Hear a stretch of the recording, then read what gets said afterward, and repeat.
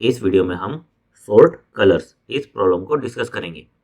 इस प्रॉब्लम में आपको एक एरे दिया हुआ है जिसके अंदर हर एक एलिमेंट आइदर 0 होगा, आइदर 1 होगा या फिर 2 होगा।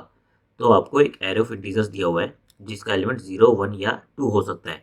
आपको उस एरे को सॉर्ट करके रिटर्न करना है, पहले सारे जीरोस, फिर 1, फिर 2। तो नॉर्मली हम एरे को सॉर्ट कैसे करते हैं?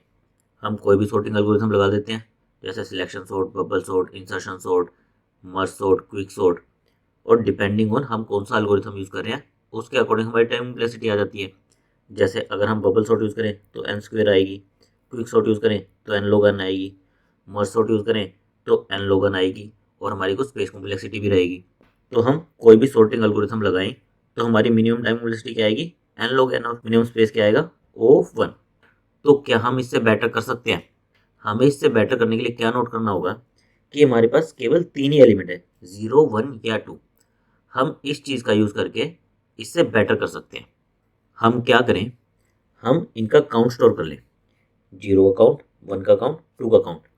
जैसे मैं एरे को ट्रैवर्स करता हूँ, ये मेरा 0 है तो मैं 0 का काउंट कर दूँ 1, फिर से मेरा 0 आया, 0 का काउंट कर दूँ 2, 1 आया, 1 का काउंट कर दूँ 1, 0 आया, 0 का काउंट कर दूँ मैं 3, 2 आया, 2 का काउंट कर दूँ 1, 1 आया, 1 का काउंट कर दूँ 2, 2 आया, 2 का काउंट हो गया 2, 1 आया, 1 का काउंट हो गया 3, 2 आया, 2 का काउंट हो गया 3, 0 आया, 0 का काउंट हो गया 4।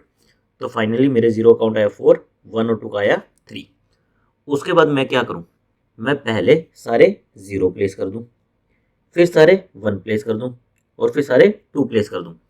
बेसिकली जितना भी मेरा ये काउंट आया, मैं एरे को ट्रैवर्स करना शुरू करूं और पहले जितना मेरा ये काउंट था इतने 0 स्टार्टिंग में डाल दूं, फिर मेरे 1 का काउंट, जितने मेरे 1 का काउंट था उतने 1 डाल दूं, फिर मेरे 2 का काउंट 3 था तो 3, 2 डाल दूं। इस तरह से मेरी टाइम वेलोसिटी कितनी आएगी? मैं एक बार एरे को ट्रैवर्स करूंगा, किस लिए? मेरे ये काउंट निकालने के लिए। मेरे सिंगल ट्रैवर्सल में इन सब के काउंट आ जाएंगे कि भाई जो भी एलिमेंट होगा मेरा यहाँ पर, मैं उसकी फ्रीक्वेंसी को इंक्रीमेंट कर दूंगा। बेसिकली मैं क्या बना रहा हूँ, एक फ्रीक्वेंसी आ रही तो बना रहा हूँ। उसके बाद सेकंड पैस में मैं क्या करूँगा, जितना भी मेरा ये काउंट आएगा पहले 0 डाल दूंगा, फिर 1 डाल दूंगा, फिर 2 डाल दूंगा। टोटल मेरे 2 पास लगेंगे। तो मेरी टाइम कॉम्प्लेक्सिटी क्या हो जाएगी? O ऑफ n, जिसमें मैं 2 पास ले रहा हूँ। और स्पेस कॉम्प्लेक्सिटी क्या आएगी? मैं केवल ये 3 वेरिएबल के थ्रू कर सकता हूँ। एक वेरिएबल में 0 का काउंट स्टोर करने के लिए, एक 1 का, एक 2 का। तो मुझे केवल 3 वेरिएबल लगेंगे। तो इसको मैं क्या मान सकता हूँ? Constant space complexity. तो मेरी टाइम कॉम्प्लेक्सिटी आ गई O ऑफ n, जिसमें मैं 2 पास ले रहा हूँ, और स्पेस कॉम्प्लेक्सिटी आ गई O ऑफ 1। क्या हम इससे और बेटर कर सकते हैं? बेसिकली हम अभी 2 पास ले रहे हैं, क्या हम इसे एक सिंगल पास में कर सकते हैं? सिंगल पास में करने के लिए आपका एक एल्गोरिथम एग्जिस्ट करता है जिसे हम कहते हैं डच नेशनल फ्लैग एल्गोरिथम। तो एक बार हम वो एल्गोरिथम डिस्कस कर लेते हैं। बेसिकली ये एल्गोरिथम किस पर बेस्ड है कि मुझे स्टार्टिंग में सारे 0 चाहिए, बीच में सारे 1 चाहिए, लास्ट में मुझे सारे 2 चाहिए। तो मैं क्या करूं, मैं 2 पॉइंटर ले लूं, एक L, एक R। L मेरा स्टार्टिंग में, R मेरा लास्ट इंडेक्स पर। ये मेरे क्या डिनोट करेंगे? मेरा L डिनोट करेगा वो पॉइंट जहां पर मैं सारे जीरोज लाऊंगा, कि इससे पहले मेरे सारे जीरोज हैं। R क्या डिनोट करेगा? वो पॉइंट जिसके बाद मेरे सारे टूज हैं। फिर हम क्या करेंगे, हम एक करंट पॉइंटर, बेसिकली एरे को ट्रैवर्स करना शुरू करेंगे। अभी मेरा करंट होगा यहाँ पर। फिर हमें क्या करना है, अगर हमारा 0 आए तो हमें लो और करंट इनको स्वैप कर देना है। अगर हमारा 2 आए तो हमें राइट और करंट इनको स्वैप कर देना है। अगर हमारा 1 आए तो हमें करंट को एक आगे ले जाना है, बेसिकली एरे को आगे ले जाना है। जैसे अभी हमारे L और R ये दोनों 0 और n-1 यहाँ पर पॉइंट कर रहे हैं। करंट पॉइंटर मेरा पॉइंट कर रहा है 0 पर। मेरा करंट एलिमेंट क्या है? 0 है। तो मैं C और L इन दोनों को स्वैप करूंगा, बेसिकली इनकी जो भी वैल्यू होगी उनको स्वैप करूंगा। 0 को 0 से स्वैप करूंगा और इन दोनों को आगे ले जाऊंगा। L मेरा आ गया यहाँ पर, C मेरा आ गया यहाँ पर। मेरा करंट एलिमेंट क्या है? 0 है। फिर से मैं इनको स्वैप करूंगा, 0 को 0 से, L को ले जाऊंगा यहाँ पर, C को ले जाऊंगा यहाँ पर। मेरा क्या है? 1 है। तो मैं C को ले जाऊंगा यहाँ पर, L मेरा रह जाएगा यहाँ पर ही। L को मैं आगे मूव नहीं करूंगा। 1 के केस में हमें क्या करना है, केवल हमारे एरे को आगे ट्रैवर्सल के लिए ले जाना है। यानी करंट पॉइंटर हमारा एक आगे चला जाएगा। ये मेरा एलिमेंट क्या है, 0 है। तो मुझे क्या करना है, एल और सी इनकी वैल्यू को स्वैप करना है।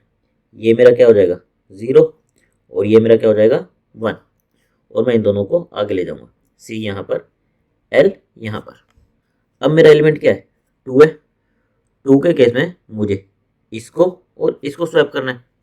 यहाँ पर मेरा आ जाएगा 2, यहाँ पर मेरा आ जाएगा 0, और मैं क्या करूँगा, इसको आर को यहाँ पर ले जाऊँगा, केवल आर को मूव करूँगा। मैं करंट को आगे मूव नहीं करूँगा। क्यों नहीं करूँगा, क्योंकि मेरा यहाँ पर क्या आया है, 0 आया है।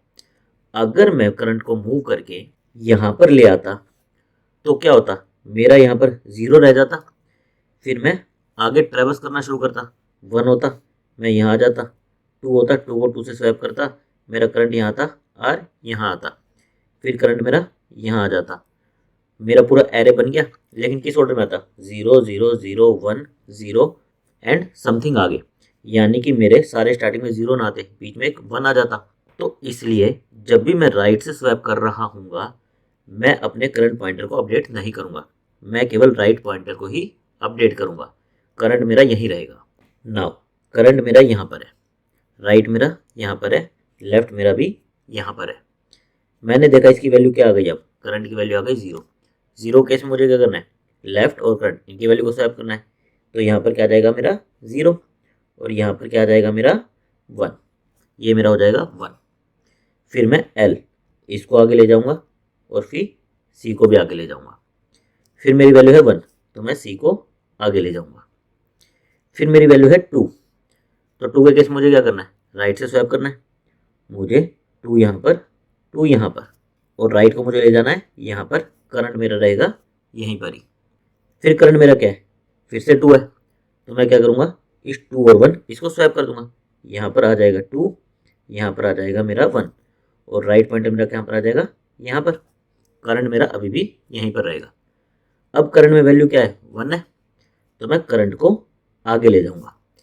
जैसे ही मेरा करंट पॉइंटर मेरे आर पॉइंटर इसको क्रॉस करेगा, मैं यहीं पर स्टॉप कर जाऊँगा और मेरा एरे रिटर्न कर दूंगा। तो अब मेरे एरे की वैल्यू क्या है, यहाँ पर 0 है, 0 है, 0 है, 0 है, यहाँ पर 1 है, 1 है, 1 है, 2 है, 2 है, 2 है, यानी कि मेरा एरे सॉर्ट हो गया है। तो हमारे एल्गोरिथम में हमें क्या करना है, हमें 2 पॉइंटर लेने हैं, एक L एक R, और एक हमें लेना है करंट पॉइंटर। अगर हमारी वैल्यू 0 है, करंट पॉइंटर में हमारी वैल्यू 0 है, तो हमें L और C इनको स्वैप कर देना है और दोनों को मूव कर देना है। अगर हमारी वैल्यू 2 है, तो हमें R और C इन दोनों की वैल्यू को स्वैप कर देना है, और मूव किसको करना है, केवल R को, हमें C को मूव नहीं करना है। और अगर हमारी वैल्यू है 1, तो हमें केवल C पॉइंटर को मूव करना है। नाउ आपके मन में एक बात आ रही होगी कि जब हमारी वैल्यू 2 थी तो हमने केवल R को मूव किया, और जब वैल्यू 0 थी तो हमने दोनों को मूव किया, ऐसा हमने क्यों किया? तो एक चीज़ नोट करिए, हम करंट पॉइंटर को कहाँ से मूव करना शुरू करें, 0 से मूव करना शुरू कर रहे हैं और राइट की तरफ जा रहे हैं। यानी कि ये वाले एलिमेंट, अभी मान लेते हैं करंट पॉइंटर हमारा यहाँ पर है, तो यहाँ से लेकर यहाँ तक के सारे एलिमेंट हमने देखे हुए हैं। हमें पता है कि ये एलिमेंट आइदर 0 होंगे या फिर 1 होंगे। 2 हम सारे इस तरफ राइट में स्वैप कर चुके होंगे। एक और चीज़ नोट करिए, अभी जो मेरा L पॉइंटर होगा उस पर वैल्यू 1 ही होगी। 1 क्यों होगी? क्योंकि स्टार्टिंग में मैं क्या कर रहा था, जब जब मेरी वैल्यू 0 थी, स्टार्टिंग से मान लेते हैं मेरी वैल्यू 0 थी, तो मेरा L भी यहाँ पर था, करंट भी यहाँ पर था। यानी कि L मेरा 0 पर किस सिचुएशन में पॉइंट करेगा, जब मेरा L और C सेम होगा। क्योंकि ये अगर 0 है तो मैं इसको इससे स्वैप करता था, C और L इनको अपडेट करता था, CL CL। जैसे ही मान लो मेरा 1 यहाँ पर आया, तो उस केस में मैं क्या करता था, केवल अपने C पॉइंटर को आगे ले जाता था, मेरा L पॉइंटर यहीं रह जाता था। तो जब एक बार मेरा 1 आ गया, इसके बाद मेरा L पॉइंटर कब मूव करेगा, जब भी मेरा आगे C को 0 मिलेगा, 0 इससे स्वैप होगा, यानी कि यहाँ पर 0 आ जाएगा, L मेरा यहाँ पर मूव कर जाएगा और C पर मेरे क्या आ जाएगा, 1 आ जाएगा। नाउ अब ये बात आएगी कि इसके बीच में यहाँ से लेके L और C, हमें पता है L पर आया 0, L हमने एक आगे मूव कर दिया, C पर अभी है 1, ये तो ठीक है। लेकिन इसके बीच में हमारा 2 भी तो हो सकता है। इसको हम कैसे इंश्योर करें इस एल्गोरिथम में कि यहाँ पर 2 नहीं होगा, यानी कि अब L मेरा 2 को पॉइंट नहीं कर रहा होगा। इसको हम ऐसे इंश्योर कर रहे हैं कि जब भी हम C को आगे मूव कर रहे हैं और मान लेते हैं हमें यहाँ पर 2 एनकाउंटर हुआ, तो उस केस में हम क्या कर रहे हैं, हम इसे राइट से स्वैप कर दे रहे हैं और हमारे करंट पॉइंटर को मूव भी नहीं कर रहे। मान लो राइट पर 2 होता और हम स्वैप करके यहाँ पर वापस 2 ही ले आते, तो उस केस में क्या है, हमारा करंट पॉइंटर यहीं रह जा रहा है। तो हम करंट पॉइंटर को आगे लेकर नहीं जा रहे। कब तक नहीं लेकर जा रहे, जब तक यहाँ पर मेरा 0 या फिर 1 नहीं आता। यानी कि 2 के केस में करंट पॉइंटर मेरा हमेशा यहाँ पर रहेगा और मैं इसको हमेशा राइट से ही स्वैप करूँगा। मैं करंट पॉइंटर को कब आगे लेके जाऊँगा, जब मेरा यहाँ पर 0 आएगा या फिर 1 आएगा। और अगर 0 आएगा तो मैं क्या करूँगा, इसको L से स्वैप कर दूंगा और यहाँ पर क्या आ जाएगा, मेरा 1 आ जाएगा। तो इसलिए मेरे लो पॉइंटर और C करंट पॉइंटर के बीच में केवल 1 ही एग्जिस्ट कर सकता है, 2 मेरा एग्जिस्ट नहीं करेगा। इसलिए ये एल्गोरिथम वर्क करता है। जब हम करंट पॉइंटर को राइट से स्वैप करते हैं तो उस केस में हमें राइट के एलिमेंट नहीं पता, वो 0 भी हो सकता है, 1 भी हो सकता है, 2 भी हो सकता है। हमने वो एलिमेंट अभी तक स्कैन नहीं किए हैं, हमें नहीं पता कि राइट से क्या एलिमेंट उठ के स्वैप होके यहाँ पर करंट एलिमेंट में आएगा। इसलिए हम केवल राइट पॉइंटर को माइनस माइनस करते हैं, करंट पॉइंटर को आगे नहीं लेके जाते। इसके लिए हम एक और एग्जांपल देख लेते हैं। हमने यहाँ पर L पॉइंटर ले लिया 0 पर, R पॉइंटर ले लिया लास्ट पर और करंट पॉइंटर ले लिया हमारे 0 पर। फिर हमने देखा करंट एलिमेंट क्या है, 0 है, तो इस केस में मेरे दोनों मूव करेंगे, C आएगा यहाँ पर, L आएगा यहाँ पर। फिर मेरा एलिमेंट है 1, तो केवल मेरा C मूव करेगा, C आ गया यहाँ पर। अब मेरा एलिमेंट है 2, तो ये मेरा 2 यहाँ से रिप्लेस हो जाएगा, यहाँ पर आ जाएगा 1, R मेरा आ जाएगा इधर, करंट मेरा भी यहीं पर रहेगा। हमें नहीं पता कि राइट से क्या एलिमेंट उठ के आया है, तो उसको देखने के लिए कि क्या एलिमेंट उठ के आया है, हम C को यहीं पर रखेंगे। C में आया है 1, तो नेक्स्ट टर्न में C मेरा यहाँ पर आ जाएगा। फिर C में क्या है, 0 है, तो मेरा इससे L से स्वैप हो जाएगा, 0 यहाँ पर आ जाएगा, 1 यहाँ पर आ जाएगा, L मेरा यहाँ पर आ गया, C मेरा यहाँ पर आ गया। तो अब देखिए स्टार्टिंग के जीरोस को छोड़ के L मेरा हमेशा किसको पॉइंट कर रहा है, 1 को। जब भी एक 1 उसे एनकाउंटर हो गया तो वो हमेशा किसको पॉइंट कर रहा है, 1 को। नाउ अब मेरे करंट में क्या है, 2 है, तो मेरा राइट से स्वैप होगा, 2 यहाँ 2 यहाँ और राइट आ जाएगा मेरा यहाँ पर। करंट मेरा रहेगा यहीं पर ही। फिर मेरे करंट में क्या है, 2 है, तो ये 2 1 से स्वैप हो जाएगा, 1 आ जाएगा यहाँ पर, 2 आ जाएगा यहाँ पर और राइट मेरा आ जाएगा यहाँ पर। अब मेरे करंट में क्या है, 1 है, तो मेरा करंट मुझे हो जाएगा यहाँ पर। अब करंट ने मेरे राइट को क्रॉस कर लिया, यानी कि हमारा पूरा एरे बन चुका है। बेसिकली कैसे बन चुका है, हमें पता है कि हमारी L से पहले सारी जीरोज होंगी, L से करंट, इनके बीच में हमारे सारे 1 होंगे।